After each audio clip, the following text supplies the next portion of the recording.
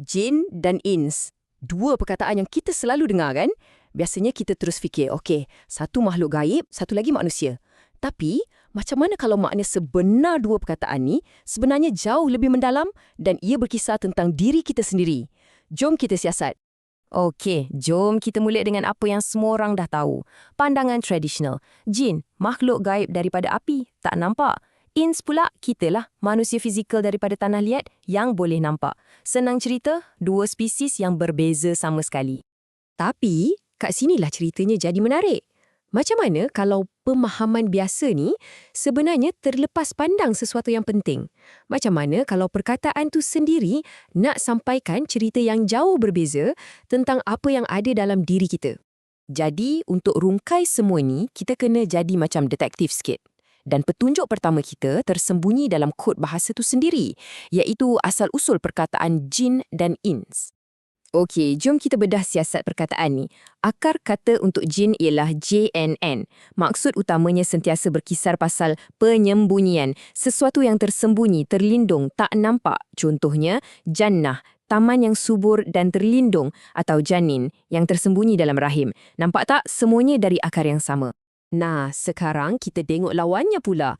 Akar kata untuk ins ialah NS. Maksud terasnya pula ialah persepsi. Sesuatu yang kita boleh nampak, kita boleh rasa, yang kita kenal. Macam perkakaan insan iaitu manusia dan uns yang bermaksud keakraban atau familiarity. Semuanya tentang kesedaran dan sesuatu yang nyata. Nampak tak perbezaan yang ketara kat sini? Satu, JNN, maksudnya apa yang tersembunyi. Satu lagi, NS, maksudnya apa yang nyata. Jadi, ini bukan lagi soal dua spesies. Ini sebenarnya tentang dua konsep yang saling berlawanan, yang tersembunyi dan yang zahir. Okey, petunjuk pertama dah selesai. Sekarang, petunjuk kedua. Kita beralih daripada makna perkataan kepada bagaimana teks itu sendiri menggunakan kedua-dua istilah ni. Ada satu corak yang sangat konsisten. Cuba tengok bukti pertama ni. Perhatikan macam mana ayat ni menyeru golongan jin dan manusia. Mereka disapa sekaligus sebagai satu kumpulan, bukan dua kumpulan yang berasingan. Dan bukan kat situ je, corak ni berulang lagi. Kat sini, kita nampak kedua-duanya, jin dan ins, dicipta untuk tujuan yang sama. Mereka bukan saja diseru bersama, tapi tujuan kewujudan mereka pun satu. Ini menguatkan lagi idea yang mereka ni sebenarnya satu unit. Dan sekali lagi, tengok ni, corak yang sama muncul lagi. Satu cabaran yang hebat ditujukan kepada golongan jin dan manusia secara kolektif. Teks ni berulang kali secara konsisten anggap mereka sebagai satu kumpulan. Okey, so jelas kan? Ada satu corak yang sangat kuat di sini. Mereka sentiasa digabungkan sebagai satu perhimpunan.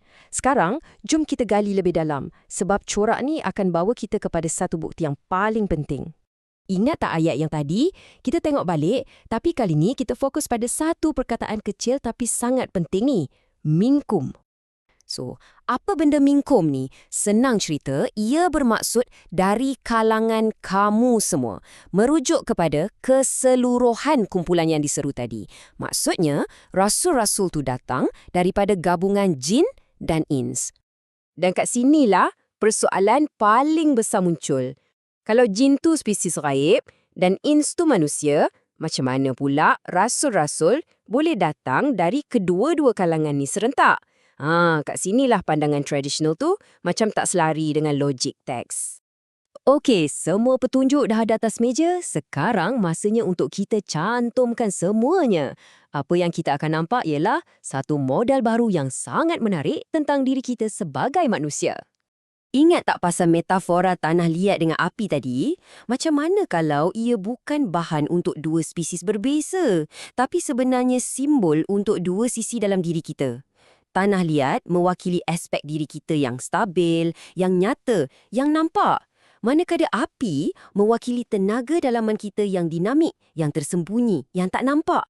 Dan inilah dia kesimpulannya yang menggabungkan semua petunjuk tadi. Al-ins yang bermaksud persepsi ialah diri kita yang sedar, pemikiran logik, tindakan kita yang nampak. Manakala al-jin yang bermaksud tersembunyi ialah daya bawah sedar kita, motivasi kita yang tersembunyi, gerak hati dan dorongan dalaman. Jadi, ia bukan dua spesies, tapi dua bahagian yang melengkapkan seorang manusia. Okey, dah faham semua ni? So what? Apa pentingnya pemahaman baru ni? Jom kita tengok apa implikasinya dalam hidup kita. Ia betul-betul mengubah cara kita pandang teks ni. Daripada membacanya sebagai cerita tentang makhluk gaib dan dimensi lain, kita sekarang boleh membacanya sebagai satu peta psikologi manusia. Ia jadi satu panduan tentang hubungan kompleks antara diri kita yang sedar dengan apa yang tersembunyi jauh di dalam. Dan kesannya sangat praktikal. Bila teks sebut tentang syaitan dari kalangan jin dan ins, ia bukan lagi pasal hantu, tapi tentang anasir negatif, sama ada yang datang dari dalam, macam nafsu atau bisikan hati, atau dari luar, macam pengaruh kawan-kawan. Jadi matlamatnya bukan lagi untuk takut, tapi untuk integrasi, untuk faham lanskap dalaman kita dan cuba seimbangkan kedua-duanya. Jadi, persoalan terakhir untuk kita fikirkan sama-sama ialah, adakah kita selama ni membaca sebuah buku mitos ataupun sebenarnya kita sedang memegang sebuah peta yang sangat terperinci tentang minda manusia itu sendiri? Fikir-fikirkan.